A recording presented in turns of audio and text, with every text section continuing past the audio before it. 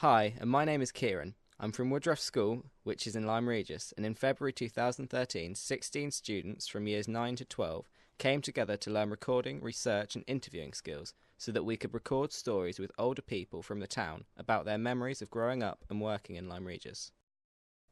Maisie, Ellie, Rory and Ruth from year 10, and Polly, Brianna and myself, Kieran, from year 12, interviewed David Cousins.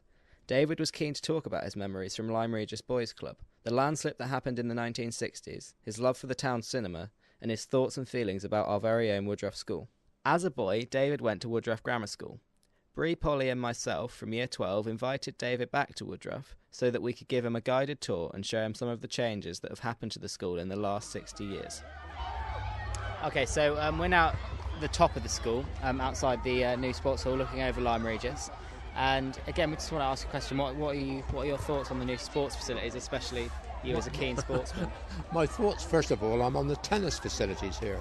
I remember when I was here, we had two courts outside a prefabricated classroom. And it was most disconcerting when you were trying to do your work watching the girls play tennis. Left, right. But that's all we had. I mean, this is fantastic. We had nothing like this at all. Two tennis courts, and only the girls played, by the way, not the boys. Just the girls. They were allowed to play. What sports would you have played whilst you were at school here? Well, I'm at school here. Of course, soccer was my main love, but I also was very keen on athletics, and I was school Victor Ludorem twice and county sprint champion.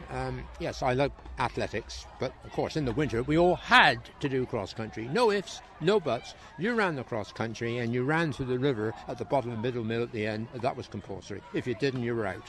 And if it was snowing, you still ran. There was no ifs or buts. In fact, it was a major achievement to get yourself out of the school cross country. If you could fiddle away at getting out of that, was a major. You got bonus points for that. If you could do that, nothing short of a doctor's certificate would get you out, and then that was checked.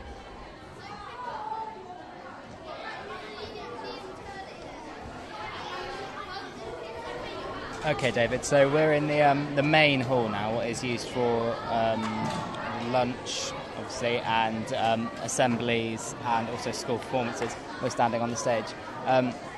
So from here we can see the canteen, which is actually very recently built. Back when you were at school, it was rationed, wasn't it? So what are your thoughts now on the difference between the two? I assume that you have a greater choice, obviously, because we had rationing. But I have to say, to be quite honest, my memories of school meals are brilliant. I think what we had, they were excellent. When I was at the school, you would get just a main course. It would be meat and two veg, probably. Simple as that, meat and two veg, and then a pudding, and that would be it. Would you have been allowed to speak and talk as loudly as this in the food hall, or were you expected to maintain sort of level of more silence? Well, no, you weren't expected to be silent, but you were regimented to a greater extent. You had long trestle tables, and you sat at the same place every time, and you sat down at the table.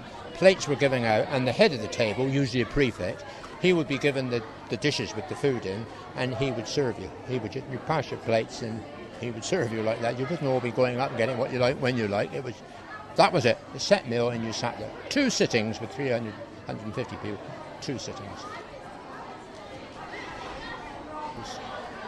But I was prefect. I was Woodrow House captain, and we were allowed actually to give boys the slipper.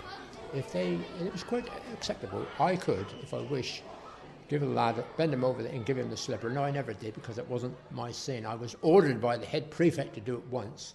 And when he went out of the room, I made the boy bend over the desk, and I hit the table beside him and made him say ow 3 times. But I couldn't do that. But we were allowed to do that. And the headmaster was obviously allowed to give you the cane, which I have to tell you I had across the knuckles. And the reason I had the cane was that we were given Latin homework.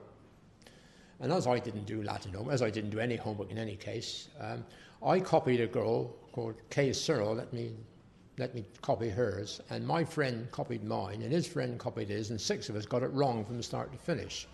So we all got the cane. So we have the view over Lyme Regis here. Thoughts not only of how the school has changed, but how Lyme Regis has changed generally. Well, the view from the school here has always been claimed as something very special. And on a sunny day, really, it was hard to concentrate. If you had anything about you in your soul, you looked at that view, you thought, aren't I a lucky chap to be here? Even though, didn't like school lessons much, but you felt wonderful to look out, see that view, and you thought, this is great. I always remember this, and I still do. And coming back now, of course, I feel, well, obviously the change has been incredible, but it's still a good feeling and rather proud feeling to think that even I went to this magnificent school once.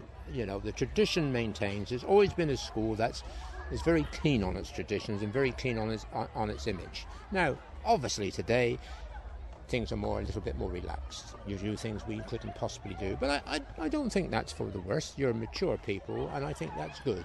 The world moves on, and the school moves on, and obviously this school has. It's a fantastic school, but it's maintained so much of its traditions, so much of which has endeared it to me, and coming back here, I can still feel that now.